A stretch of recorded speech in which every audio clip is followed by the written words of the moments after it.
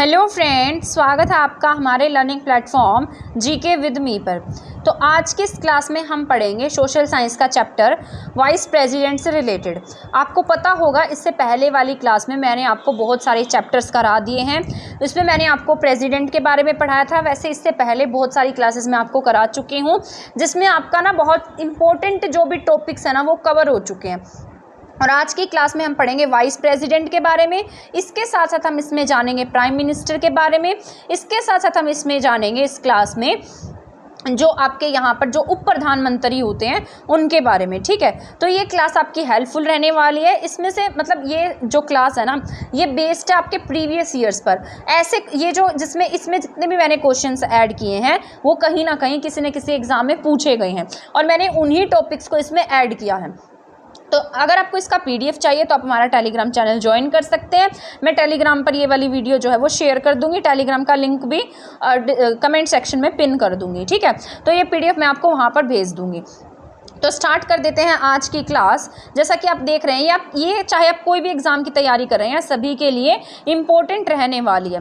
तो यहाँ पर जैसे ये उपराष्ट्रपति जी के बारे में हम पढ़ेंगे। मैंने आपको इससे पहले वाली क्लास में बताया था कि जो आपके राष्ट्रपति होते हैं ना, राष्ट्रपति जी का जो पद है वो सबसे बड़ा पद होता है।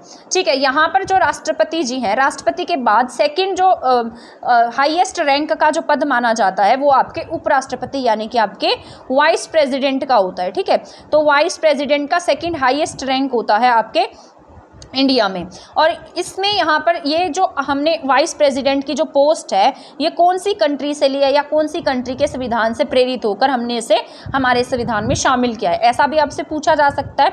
तो राष्ट्रपति के बाद सर्वोच्च पद आपके उपराष्ट्रपति जी का है और ये हमने यूएसए के संविधान से लिया है। तो आपसे पूछा जा सकता है कि हमने उपराष्ट्रपति का पद कौन से देश के संविधान से प्रेरित होकर लिया है, तो यूएसए के संविधान से प्रेरित होकर हमने इसे हमारे संविधान में शामिल किया है। आर्टिकल 63 में उपराष्ट्रपति के पद के बारे में बताया गया है। तो आपसे आर्टिकल भी पूछा जा सकता है कि कौन से आर्टिकल में जिक्र है, तो आर्टिकल 63 में क्या है आपके वाइस प्रेसिडेंट की पोस्ट के बारे में बताया गया है। इसके बाद आर्टिकल 64 में कहा गया है कि जो आपके वाइस प्रेसिडेंट होते हैं ये राज्यसभा के पदेन सभापति होंगे। अब चाहे कोई भी आपका वाइस प्रेसिडेंट बनेगा वो सीधा डायरेक्ट क्या बन जाता है, राज्यसभा का पदेन सभापति बन जाता है। अब आपने देखा होगा कि जो भी आपके देश के उपराष्ट्रपति हैं वो किसकी कुर्सी संभाल रहे हैं, राज्यसभा के सभापति की कुर्सी संभाल रहे हैं। तो आपको ये बात याद रखनी है, राज्यसभा के सभापति की कुर्सी कौन संभालेंगे, जो आपके वाइस प्रेसिडेंट होंगे। वाइस प्रेसिडेंट का काम ही क्या होता है, सभापति की कुर्सी संभालना। वाइस प्रेसिडेंट बस इसीलिए बनाए जाते हैं ताकि जब किसी कंडीशन में आपके देश में प्रेसिडेंट की पोस्ट खाली हो जाती है तो उसका जो काम है वो आपके वाइस प्रेसिडेंट देख सके। अदरवाइज ये काम किसका करते हैं, ये काम करते हैं राज्यसभा के सभापति का। सभापति टाइप ऑफ आप हेड लगा सकते हैं, क्योंकि ना इसमें आपकी यहाँ पर इंग्लिश वाले बच्चे भी होते हैं तो कन्फ्यूज हो जाते हैं कि सभापति क्या होता है, उपराष्ट्रपति क्या होता है। उनको इंग्लिश के वर्ड्स ज़्यादा समझ में आते हैं, तो मैं दोनों में एक्सप्लेन कर देती हूँ। इसके साथ साथ इनकी योग्यता पूछी जाए। योग्यता मतलब आप कह सकते हैं कि इनकी जो क्वालिफिकेशंस हैं वो क्या क्या होनी चाहिए। सबसे पहली बात तो जो वाइस प्रेसिडेंट है वो भारत का नागरिक हो, यानी कि भारत का सिटीजन होना चाहिए, इंडिया का सिटीजन होना चाहिए, वो भारत का नागरिक होना चाहिए। उसकी जो एज है ना वो कम से कम 35 वर्ष होनी चाहिए। मतलब उसकी जो एज है वो 35 वर्ष से कम नहीं होनी चाहिए, 35 प्लस होनी चाहिए। 35 से कम एज नहीं होनी चाहिए, 35 या 35 से ज़्यादा एज ही इसमें मानी जाती है अगर आपको उपराष्ट्रपति बनना है। तो आपने देखा होगा कि आपके देश में जितने भी राष्ट्रपति हुए हैं या उपराष्ट्रपति हुए हैं कोई भी छोटी एज में नहीं बना है, सभी आपको ऑलमोस्ट 60 प्लस की एज के दिखाई देंगे। इसके साथ साथ उनमें राज्यसभा का सदस्य चुने जाने की योग्यता होनी चाहिए। पर मैंने लिखा है राज्यसभा का सदस्य चुने जाने की योग्यता रखता हूँ, तो आपसे लोकसभा की बात नहीं कर रहा है, ये राज्यसभा की बात कर रहा है। और ये ऐसा इसलिए लिखा है क्योंकि ये आगे जाकर क्या बनने वाले हैं, राज्यसभा के पदेन सभापति बनने वाले हैं। सारे की सारा काम कौन करेगा, अब यहाँ पर उपराष्ट्रपति जी करेंगे। इसीलिए ना उनके पास में इतनी पावर्स होनी चाहिए, इतनी उनको नॉलेज होनी चाहिए कि वो क्या बन सके, राज्यसभा के सदस्य बन सके। लेकिन वो सदस्य इसके होते नहीं हैं, उनके अंदर ऐसी योग्यता होनी चाहिए। बस यही बात कही गई है लाभ के पद पर ना हो। लाभ का पद मैंने आपको समझाया था कि जो लाभ का पद होता है, जैसे आप किसी भी सरकारी नौकरी में हैं तो वो आपका लाभ का पद माना जाता है। अगर आपको कोई भी इलेक्शन में खड़ा होना है, इलेक्शन किसी के अगेंस्ट लड़ना है, तो आपको उसके लिए अपनी नौकरी से रिज़ाइन देना पड़ेगा, तभी आप क्या कर सकते हैं, वहाँ पर मतलब उसके लिए इलेक्शन लड़ सकते हैं। ठीक है, अदरवाइज आप उसके लिए एलिजिबल नहीं माने जाएंगे, तो आप लाभ के पद पर माने जाएंगे। इसके लिए इसमें 20 प्रस्तावक होंगे और 20 अनुमोदक होने चाहिए। प्रेसिडेंट के लिए मैंने आपको बताया था 50 प्रस्तावक होंगे और 50 क्या होंगे, अनुमोदक होंगे। यहाँ पर उपराष्ट्रपति जी के लिए जो क्वालिफिकेशंस हैं वो थोड़ी कम हो जाती हैं, क्योंकि ये सेकेंड हाईएस्ट रैंक है। ठीक है, तो 20 लोग जो है ना वो लिख कर देंगे और 20 लोग जो है उनके लिए प्रस्ताव लाएंगे। तो इस तरीके से होता है। इसके बाद निर्वाचन, उनका जो इलेक्शन है वो किस तरीके से होगा। मैंने आपको प्रेसिडेंट के इलेक्शन के बारे में भी बताया था। इसमें मैं आपको बता रही हूँ कि आपके जो उपराष्ट्रपति जी हैं, इनके इलेक्शन में कौन कौन सदस्य भाग लेते हैं।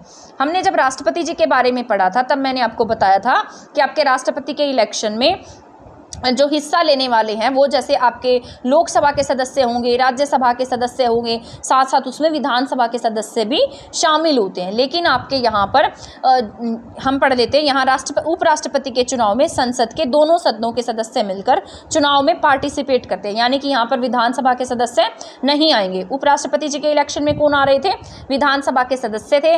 लेकिन जो उपराष्ट्रपति जी हैं, इनके इलेक्शंस में सिर्फ संसद के दोनों सदन के सदस्य मिलकर क्या करेंगे, इनका इलेक्शन होगा। और वो किस पद्धति के द्वारा होगा, समानुपातिक प्रतिनिधित्व पद्धति के आधार पर एकल संक्रमणीय मत पद्धति द्वारा उनका इलेक्शन कंडक्ट कराया जाएगा। तो ये बात आपसे पूछी जा सकती है कि उनका जो इलेक्शन वो किस पद्धति के द्वारा किया जाता है। तो आप क्या टिक करेंगे, एकल संक्रमणीय मत द्वारा उनका इलेक्शन किया जाता है। समानुपातिक प्रतिनिधित्व पद्धति के अनुसार क्या होगा, उनका इलेक्शन होगा। निर्वाचन कैसे होता है, आर्टिकल 66 के तहत क्या होता है, उनका निर्वाचन यानी कि उनका इलेक्शन होता है। इसमें पार्टिसिपेट कौन करता है, लोकसभा के सदस्य पार्टिसिपेट करते हैं, साथ साथ इसमें राज्यसभा के सदस्य पार्टिसिपेट करते हैं। तभी यहाँ पर लिखा है कि संसद के दोनों सदनों के द्वारा इसमें क्या किया जाता है, पार्टिसिपेट किया जाता है। ठीक है, तो अभी मैंने आपको आर्टिकल 63, 64 एंड 66 के बारे में बताया है। 63 में आपके उपराष्ट्रपति जी का पद है। 64 के तहत राज्यसभा के क्या होते हैं, ये पदेन सभापति होते हैं। और इसके साथ साथ 66 में इनके इलेक्शन के बारे में बताया गया कि इनके इलेक्शन में कौन कौन यहाँ पर पार्टिसिपेट कर रहा है। यहाँ पर लोकसभा और राज्यसभा के सदस्य पार्टिसिपेट करेंगे, विधानसभा के सदस्य इसमें पार्टिसिपेट नहीं करते हैं। ये बात आपको याद रखनी है। इसके बाद हम बात कर लेते हैं इनके कार्यकाल की, कि इनका कार्यकाल यानी कि इनका टाइम पीरियड कितना है। तो इनका जो टाइम पीरियड है वो कितना होगा, 5 वर्ष होगा, यानी कि 5 ईयर्स का इनका क्या रहने वाला है, टाइम पीरियड रहने वाला है। अब इनकी सैलरी की बात कर लेते हैं। तो सैलरी इनकी कितनी होती है, 4 लाख होती है।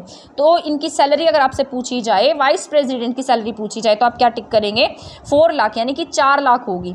ठीक है, तो आपको ये बात याद रखनी है, कितनी होगी, 4 लाख होगी। वैसे ना ये जो है ना, मतलब सैलरी लेते हैं ना, ये वाइस प्रेसिडेंट की सैलरी नहीं लेते हैं। ये सैलरी मतलब जो ये सैलरी लेंगे, ये जिस पोस्ट पर बैठे हैं, जिस पोस्ट के लिए काम कर रहे हैं, उसी पोस्ट की सैलरी लेंगे। यानी कि जब हमारे देश में राष्ट्रपति नहीं है तो ये उपराष्ट्रपति जी वहाँ पर जाकर काम करें, तब ये उस पोस्ट की सैलरी लेंगे। अदरवाइज ये सैलरी लेते हैं आपके सभापति की। ठीक है, जिस पोस्ट का ये काम कर रहे हैं। कार्य यानी कि सामान्य स्थिति में कोई कार्य नहीं। जैसे आप मान लीजिए अब राष्ट्रपति जी हैं, तो ऐसी स्थिति में ये कोई भी काम नहीं करेंगे। ठीक है, मतलब तो ये उपराष्ट्रपति का काम नहीं करेंगे, सभापति का काम करेंगे।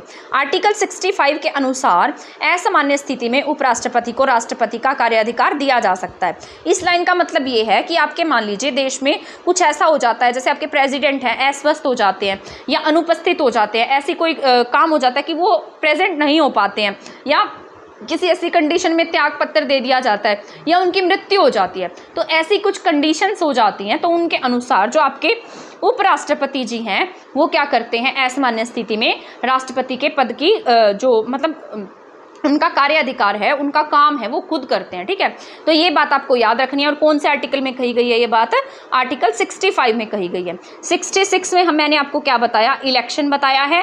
63 में इनका पद बताया है। 64 में मैंने आपको कहा है कि 64 के तहत ये क्या होते हैं, पदेन सभापति होते हैं। ठीक है, तो ये बातें आपको याद रख लेनी है। इसके बाद यहाँ पर मैंने लिखा है, उपराष्ट्रपति जब राष्ट्रपति का कार्य करेंगे तो और कोई भी कार्य नहीं करेंगे।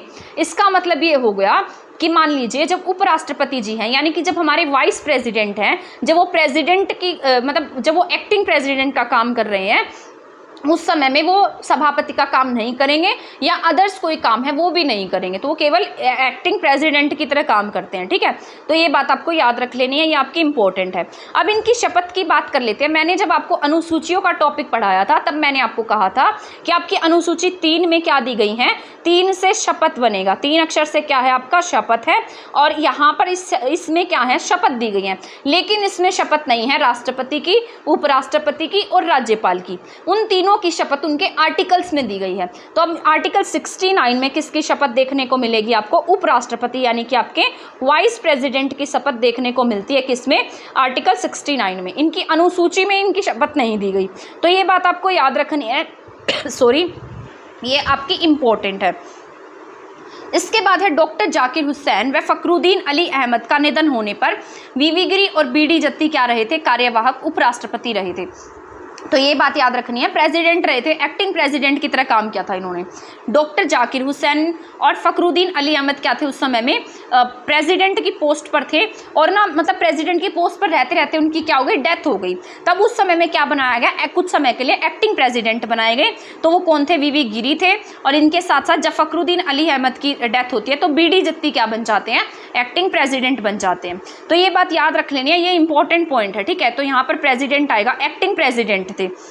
वैसे तो ये उपराष्ट्रपति जी की पद पर थे, लेकिन जब उनकी डेथ हो जाती है तब ये क्या काम करते हैं, एक्टिंग प्रेसिडेंट का काम करते हैं, यानी कि कार्यवाहक राष्ट्रपति का काम करेंगे, क्योंकि जब वो प्रेजेंट नहीं होंगे तो ये क्या काम करते हैं, एक्टिंग प्रेसिडेंट का काम करते हैं। तो डॉक्टर जाकिर हुसैन और फखरुद्दीन अली अहमद का निधन होने पर जब डॉक्टर जाकिर हुसैन की डेथ हो जाती है तो वीवी गिरी बन जाते हैं, और फखरुद्दीन अली अहमद की डेथ होती है तो आपके बीडी जत्ती क्या बनते हैं, एक्टिंग प्रेसिडेंट बनते हैं। ठीक है, इसके बाद है डॉक्टर एस राधाकृष्णन। आपसे पूछा जाए, क्योंकि ना आपका पेपर जो है ना बहुत बेसिक लेवल का बनाया गया, आप ना मुझसे ऐसा पूछते रहते हो कि क्या इतना इनफ है, क्या इतना इनफ है। जो मैं आपको करा रही हूँ ना ये एसएससी लेवल का है, और ये जितने क्वेश्चन मैं आपको करा रही हूँ ये कहीं ना कहीं किसी न किसी एग्जाम में पूछे गए हैं। आप अगर एनसीईआरटी पढ़ने बैठोगे ना उसमें इतनी सारी खिचड़ी आपको समझ में भी नहीं आएगी, क्योंकि अगर आपने मान लो कॉम्पिटिटिव एग्जाम की तैयारी की है या किसी अदर एग्जाम की तैयारी की है तब आपको एनसीईआरटी समझ में आती है, अगर आपने उसे 2-3 बार रीड किया है तो। अदरवाइज उसमें इतनी सारी चीज़ें लिखी हैं, आप सारी चीज़ें पढ़ने बैठोगे तब आपको वो अच्छे से मतलब आपको अच्छे से पढ़नी पड़ेंगी। वो चाहे पतली सी बुक्स दिखती हो लेकिन उनमें भर भर के लिखा गया है। तो यहाँ पर मैंने वो सारे पॉइंट लिखे हैं जो किसी न किसी, जैसे ल्यूसेंट की बुक है उसमें दिए गए हैं, जो किसी कॉम्पिटिटिव एग्जाम में पूछे जाते हैं, तो उनको टारगेट करके मैं आपको ये सारे टॉपिक्स पढ़ा रही हूँ। तो वैसे तो ये इनफ रहेगा, बट मैं आपको सजेस्ट करूंगी कि आप साथ में ना कोई स्टैंडर्ड बुक पढ़ लेना, जैसे ल्यूसेंट की बुक है वो पढ़ लेना, या आपको अरिहंत की बुक अच्छी लगती है तो वो पढ़ लेना। बाकी ल्यूसेंट की बुक में सारे टॉपिक्स दिए गए जो मैं आपको पढ़ा रही हूँ, तो आप वहाँ से भी इन सारे टॉपिक्स को जब पढ़ोगे ना तब आपको रियलाइज़ होगा कि हाँ यहाँ पर हमने जो मैंने आपको पढ़ाया है आप वहीं से कुछ ना कुछ एक्स्ट्रा सीख रहे हैं। तो वहाँ से जब आप पढ़ लोगे तो आपका कंसेप्ट जो है ना वो और भी अच्छे से क्लियर हो जाएगा। इसलिए मैं आपको सजेस्ट करूँगी कि आप साथ साथ स्टैंडर्ड बुक भी लेकर चले, उनको भी पढ़ते रहें। ठीक है, इससे जो आपको एक्स्ट्रा नॉलेज ही होगी। इसके साथ साथ यहाँ पर डॉक्टर एस राधाकृष्णन जो हैं वो आपके पहले वाइस प्रेसिडेंट बने हैं। इसके साथ साथ doctor Zakir Hussain, V V Giri, Venkat Raman, doctor S D Sharma, R K Narayan जैसे उपराष्ट्रपति थे जो आगे चलकर क्या बने, राष्ट्रपति बने, जिन्होंने आगे चलकर राष्ट्रपति के रूप में कार्य किया। जैसे वीवी गिरी थे, वीवी गिरी पहले क्या थे, उपराष्ट्रपति थे। जब ये एक्टिंग प्रेसिडेंट बने तो इन्होंने उपराष्ट्रपति का पद से त्यागपत्र दे दिया और फिर खुद से इलेक्शन में खड़े हुए और राष्ट्रपति के इलेक्शन में जीत गए और राष्ट्रपति बने। ठीक है, इसके साथ साथ डॉक्टर जाकिर हुसैन हैं, वेंकट रमन हैं, एसडी शर्मा हैं, आरके नारायणन हैं, ये सारे के सारे पहले क्या रह चुके हैं, आपके वाइस प्रेसिडेंट रह चुके हैं, जो आगे जाकर जिन्होंने इलेक्शन में पार्टिसिपेट किया। ठीक है, और ये जीते भी और क्या बन गए, आगे राष्ट्रपति बन गए। तो यहाँ तक के पॉइंट आपको क्लियर हो गए होंगे, सारे के सारे मैंने आपको अच्छे से एक्सप्लेन कर दिए। अब यहाँ पर 67, 68 एंड 71 के अनुसार उपराष्ट्रपति को पद से हटाया जा सकता है। और कौन हटाएगा, मतलब इनको पद से हटा कौन सकता है। इनके इलेक्शन में तो पार्टिसिपेट कौन कौन करता था, लोकसभा और राज्यसभा पार्टिसिपेट करती है। अब इनको हटाने का अधिकार कैसे होगा, यानी कि समस्त सदस्यों के बहुमत से पारित किया गया। कहाँ पर पारित होगा, राज्यसभा में पारित होगा। ठीक है, इनको हटाने का जो प्रस्ताव है वो राज्यसभा में पारित होगा, क्योंकि काम भी कहाँ पर कर रहे हैं, राज्यसभा में काम कर रहे हैं। लेकिन उसके लिए लोकसभा की सहमति उपस्थिति भी जरूरी है, ठीक है। तो लोकसभा का समर्थन भी इन्हें होना चाहिए, तभी ये अपने पद से हट सकते हैं, क्योंकि इनके इलेक्शन में भी दोनों पार्टिसिपेट करते हैं। तो मैंने इनसे रिलेटेड मैंने आपको 63 आर्टिकल बताया है, 64 आर्टिकल बताया है, 63 में इनका पोस्ट बताया गया है, इसके साथ साथ 64 में बताया गया कि ये क्या होंगे, पदेन सभापति होंगे। तो मैंने आपको इतना बताया। इसके बाद आर्टिकल 66 में मैंने आपको बताया है कि ये इसमें इलेक्शन प्रोसीजर होगा इनका, ठीक है। 69 में इनकी शपथ के बारे में बताया गया है। 67, 68 एंड 71 में उपराष्ट्रपति को पद से क्या किया जा सकता है, हटाया भी जा सकता है। तो ये सारे के सारे पॉइंट जो हैं वो आपको याद रख लेने हैं। तो यहाँ तक हमारा टॉपिक जो है वाइस प्रेसिडेंट का वो यहाँ से क्लियर हो गया है। आई होप आपको ये समझ में आ गया होगा। ये आपके लिए इंपॉर्टेंट रहने वाला है और एग्जाम बेस्ड है। इसके बाद हम पढ़ लेते हैं प्राइम मिनिस्टर के बारे में, ठीक है। तो इनके बारे में भी हम जान लेते हैं। प्राइम मिनिस्टर, इनका जो पद है वो किस में दिया गया है, इनके बारे में कौन से आर्टिकल में बताया गया है, 74 में। आर्टिकल 74 में कहा गया है कि जो मंत्री परिषद है, आपने देखा होगा कि आपके यहाँ पर मंत्री परिषद बनती है, ठीक है। इलेक्शन होने के बाद में मंत्री परिषद का गठन किया जाता है, उसके एक हेड होते हैं और वो हेड कौन होंगे, आपके प्राइम मिनिस्टर होंगे। ये सब किस में कहा गया, आर्टिकल 74 में कहा गया है। तो आर्टिकल 74 में मंत्री परिषद के प्रधान के रूप में किसका उल्लेख किया गया, आपके प्राइम मिनिस्टर की पोस्ट का उल्लेख किया गया है। मैंने आपको जब प्रेसिडेंट के बारे में पढ़ाया था तब मैंने आपको बताया था प्रेसिडेंट जो है वो कार्यपालिका के संवैधानिक प्रमुख होते हैं, मतलब संविधान के प्रमुख है, लेकिन वास्तविक रूप से जो काम करते हैं वो आपके प्राइम मिनिस्टर काम करते हैं। तो कार्यपालिका का संवैधानिक प्रमुख पूछा जाता है तो आपको टिक करना होगा प्रेसिडेंट ऑफ इंडिया। अगर आपसे कार्यपालिका का वास्तविक प्रमुख पूछा जाए, जो रियल में काम करता है, असली में काम करता है, उसका नाम क्या होगा, प्रधानमंत्री। यानी कि हमारे जो पीएम है वो क्या है, इसके कार्यपालिका के वास्तविक प्रमुख हैं। ये बहुत बार एग्जाम में पूछ लिया जाता है कि आपके वास्तविक प्रमुख कौन है, तो प्रधानमंत्री हैं। कार्यपालिका के संवैधानिक प्रमुख की बात की जाए तो आपके प्रेसिडेंट ऑफ इंडिया है। तो ये बात आपको याद रख लेनी है। इसके बाद नेक्स्ट पॉइंट है, पीएम जो है वो क्या होते हैं, सत्ताधारी दल का नेता होगा तथा सरकार का प्रमुख होगा। आपके प्राइम मिनिस्टर क्या होंगे, जो सरकार सत्ता में है, यानी कि जो गवर्नमेंट है आज, उसके क्या होते हैं, नेता होते हैं। साथ साथ सरकार के प्रमुख होते हैं, हेड होते हैं। आप सभी को पता है आपके प्राइम मिनिस्टर क्या है, सरकार के हेड हैं। इसके बाद इनकी नियुक्ति की बात कर लेते हैं। तो आर्टिकल 75 में इनकी अपॉइंटमेंट यानी कि इनकी नियुक्ति की बात कही गई है। आर्टिकल 75 के तहत पीएम की नियुक्ति किसके द्वारा की जाएगी, प्रेसिडेंट ऑफ इंडिया के द्वारा इनकी नियुक्ति की जाती है। आपको ये पता होना चाहिए आपके देश में जितनी भी इंपॉर्टेंट नियुक्तियां हैं वो किसके द्वारा की जाती हैं, आपके प्रेसिडेंट ऑफ इंडिया के द्वारा की जाती है। यानी कि आपके राष्ट्रपति जी के द्वारा नियुक्ति की जाती है सभी बड़ी बड़ी पोस्ट की, ठीक है। तो आपको ये बात याद रख लेनी है। इसके बाद है सामान्य परिस्थिति में बहुमत दल के नेता को पीएम नियुक्त करता है। यानी कि जब कंडीशन सामान्य हो, मैंने आपको प्रेसिडेंट के बारे में पढ़ाया था तब मैंने बताया था कि मान लीजिए एक पार्टी के पास में 230 सीट है, एक के पास 231 सीट है, 234 सीट लगा लो। अब ये जिसके पास में कम सीट है, ये सामान्य स्थिति नहीं है, असामान्य हो गई है। सामान्य स्थिति तब होती जब मान लीजिए एक के पास में 150 सीट है और एक के पास 300 प्लस सीट है, तब ये स्थिति सामान्य मानी जाती, क्योंकि यहाँ पर दिख रहा था कि सरकार इनकी क्या है, इनके पास में बहुमत है। लेकिन यहाँ पर आपको कंडीशन सेम दिखाई दे रही है, सिर्फ 4 सीटों का फर्क है। तो ऐसी कंडीशन में क्या होगा, प्रेसिडेंट जो है वो क्या कर सकते हैं, किसी को भी इनवाइट कर सकते हैं। तो ऐसी कंडीशन ना हो, यानी कि सामान्य परिस्थिति हो। तो मैंने अभी बताया 150 और 300 का एग्जाम्पल देकर। तो ये कैसी स्थिति है, सामान्य स्थिति है। तो यहाँ पर बहुमत दल के नेता कौन होंगे, प्राइम मिनिस्टर होंगे। तो ये सामान्य स्थिति में बहुमत दल के नेता को पीएम क्या नियुक्त किया जाएगा। तो इन 300 में से जो भी हेड होगा उसे क्या कर देंगे, प्राइम मिनिस्टर बना देंगे। ऐसा कब होगा, जब कंडीशन सामान्य होंगी। प्राइम मिनिस्टर क्या होता है, लोकसभा में बहुमत दल का नेता होता है। तो ये बात भी याद रखनी है, लोकसभा में क्या होगा, बहुमत दल का नेता होगा। बहुमत दल वो होता है जिन्हें सबसे ज़्यादा सीट्स मिली होती हैं। जैसे मान लीजिए लोकसभा की सीट्स हैं, तो उनमें से जितनी ज़्यादा सीट्स जिसे मिलेंगी वही क्या होगा, उसका बहुमत दल का नेता बन जाएगा। जो आपके यहाँ पर बजट पास किया जाता है वो भी आपके प्राइम मिनिस्टर के कहने पर ही पेश होता है। मंत्री के बीच मंत्रालयों का आवंटन भी किसके कहने पर होता है, आपके प्राइम मिनिस्टर के कहने पर होता है। प्राइम मिनिस्टर क्या करते हैं, मंत्री परिषद के बैठकों की अध्यक्षता करते हैं। यानी कि जितनी भी मंत्री परिषद की मीटिंग्स होती हैं उनकी हेड कौन होंगे, हमारे प्राइम मिनिस्टर होते हैं, ठीक है। यहाँ पर सभी नियुक्ति के बारे में POI सलाह देता है। जितनी भी आपकी नियुक्तियां होंगी वहां पर सलाह कौन देगा? आपके प्रेसिडेंट ऑफ इंडिया सलाह देते हैं।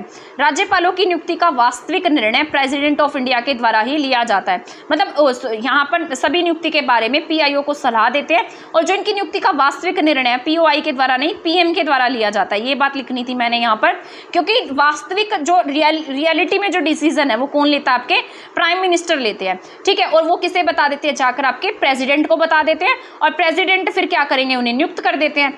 तो यहाँ पर जितने भी वास्तविक निर्णय हैं वो कौन लेते हैं? आपके प्राइम मिनिस्टर लेते हैं। आपके देश में जो भारत रत्न है, पद्म विभूषण है, पद्म भूषण है, जितने भी अवार्ड्स हैं वो किसकी सलाह पर डिस्ट्रीब्यूट किए जाते हैं? प्राइम मिनिस्टर की सलाह पर डिस्ट्रीब्यूट किए जाते हैं। जितने भी नाम है ना आपके, ये सारे प्राइम मिनिस्टर के द्वारा प्रेसिडेंट को भेजे जाते हैं। बस प्रेसिडेंट का काम होता है उन्हें नियुक्त करना, यानी कि उन्हें डिस्ट्रीब्यूट करना, उन्हें प्राइज देना। बस इतनी सी बात है इनसे रिलेटेड। अब यहाँ पर प्राइम मिनिस्टर से रिलेटेड कुछ मैंने अलग से फैक्ट लिख दिए हैं जो आपके लिए हेल्पफुल रहने वाले हैं, ठीक है। ये यहाँ पर जरूरी रहेंगे। जैसे यहाँ पर मैंने लिखा है जवाहरलाल नेहरू क्या थे? फर्स्ट प्राइम मिनिस्टर थे, यानी कि सबसे अधिक समय तक रहे, 17 साल तक रहे आपके जवाहरलाल नेहरू। इसके बाद है मोरारजी देसाई, प्रथम गैर कांग्रेसी प्राइम मिनिस्टर थे। तो आपसे ये भी पूछा जा सकता है कि आपके देश के पहले गैर कांग्रेसी प्राइम मिनिस्टर कौन थे? तो मोरारजी देसाई थे। इसके बाद है VP सिंह। VP सिंह के समय में क्या हुआ था? VP सिंह ऐसे पहले प्राइम मिनिस्टर्स थे जो अविश्वास प्रस्ताव से हट गए थे, ठीक है। अविश्वास प्रस्ताव लाया गया था, उससे हटने वाले आपके पहले प्राइम मिनिस्टर कौन है? VP सिंह है। गैर कांग्रेसी की बात की जाए तो मोरारजी देसाई क्या है? पहले गैर कांग्रेसी प्राइम मिनिस्टर हैं। सबसे अधिक समय तक रहे तो जवाहरलाल नेहरू हैं। अगर महिला प्राइम मिनिस्टर की बात की जाए तो अब तक आपके केवल इंदिरा गांधी ही क्या बनी है? प्राइम मिनिस्टर बनी है, ठीक है। इसके बाद में HD देवगौड़ा ऐसे PM थे जो नियुक्ति के समय विधानसभा के सदस्य थे। तो ये बात भी याद रखनी है, ये विधानसभा के थे। आपको राज्यसभा के सदस्य तो मिले होंगे लेकिन विधानसभा के बारे में नहीं पढ़ा होगा। ये विधानसभा जो यानी कि MLA थे, ये जब प्राइम मिनिस्टर बने HD देवगौड़ा तब उस समय क्या थे? ये MLA थे, यानी कि विधानसभा के सदस्य थे। इसके बाद में PV नरसिम्हा राव एक ऐसे प्राइम मिनिस्टर हैं जो जब प्राइम मिनिस्टर बने तो किसी भी सदन के सदस्य नहीं थे, यानी कि ना तो लोकसभा के मेंबर थे ये और ना ही राज्यसभा के मेंबर थे। ऐसा तब होता है, मतलब मान लीजिए ऐसी कंडीशन में मान लीजिए कि वो किसी भी सदन के सदस्य नहीं है तो 6 महीने के अंदर अंदर उन्हें किसी न किसी सदन का सदस्य बनना पड़ता है, ठीक है। वैसे लोकसभा के ही सदस्य बनेंगे क्योंकि लोकसभा के ही वो बहुमत दल के नेता होते हैं। मान लीजिए वो राज्यसभा के सदस्य हैं तो राज्यसभा से इस्तीफा देकर उन्हें लोकसभा से सदस्यता लेनी पड़ेगी, यानी कि उन्हें किसी न किसी सीट से इलेक्शन जीतना पड़ेगा। इसके बाद है नरेंद्र मोदी, भारत के पहले प्राइम मिनिस्टर हैं जिनका जन्म जो है वो स्वतंत्रता के बाद में हुआ, यानी कि 1947 के बाद में जन्म लेने वाले पहले प्राइम मिनिस्टर आपके नरेंद्र मोदी हैं। तो यहां तक के आपको समझ में आ गए होंगे, प्राइम मिनिस्टर से रिलेटेड पॉइंट मैंने आपको सारे समझा दिए हैं, ठीक है। इसके बाद हम जान लेते हैं भारत के उप प्रधानमंत्री के बारे में। ये ना बहुत ज्यादा बड़ा टॉपिक नहीं है, उप प्रधानमंत्री वाला बहुत छोटा सा टॉपिक है और ये हमारे संविधान में भी नहीं दिया गया। इसको ना हमने खुद क्रिएट किया है और ये इसलिए क्रिएट किया गया था ताकि हम क्या दे सके?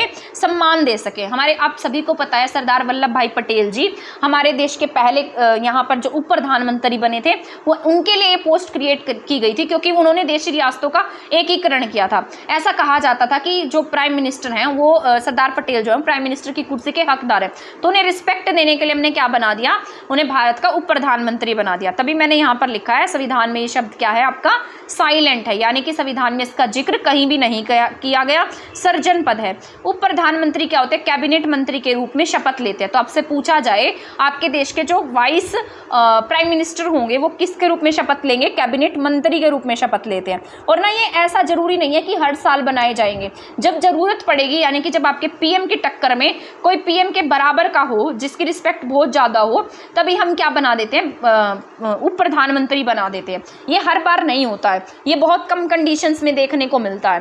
कैबिनेट मंत्री के समान इसकी शक्तियां पावर सारी कैसी होती है? कैबिनेट मंत्री के समान होती है।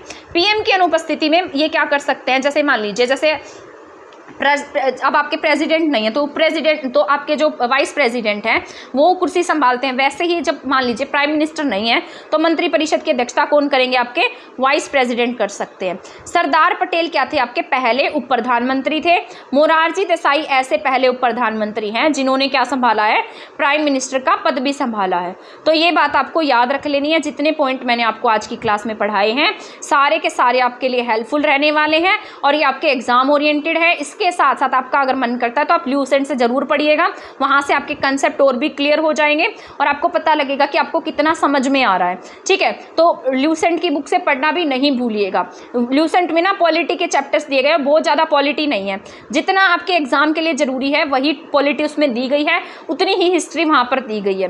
तो वहाँ से आप रीड कीजिएगा। जितने टॉपिक मैं पढ़ाती जाती हूँ सारे टॉपिक्स वहाँ से रीड करते जाइए। इससे आपके कंसेप्ट बनते जाएंगे, आपको ये पता लगता जाएगा कि आपको कितना समझ में आ रहा है। साथ साथ ये PDF में मैं आपको शेयर कर दूंगी टेलीग्राम चैनल पर, लिंक डिस्क्रिप्शन कमेंट बॉक्स में लगा दूंगी, तो वहाँ से आप ज्वाइन कर सकते हैं हमारा टेलीग्राम चैनल। ठीक है, तो अब मिलेंगे हमारी नेक्स्ट क्लास में नेक्स्ट टॉपिक के साथ। तब तक आप हमारे चैनल के साथ बने रह सकते हैं। अगर आपने चैनल को सब्सक्राइब नहीं किया तो सब्सक्राइब कर सकते हैं। वीडियो को शेयर नहीं किया है तो आप वीडियो को शेयर भी कर सकते हैं। थैंक यू, धन्यवाद।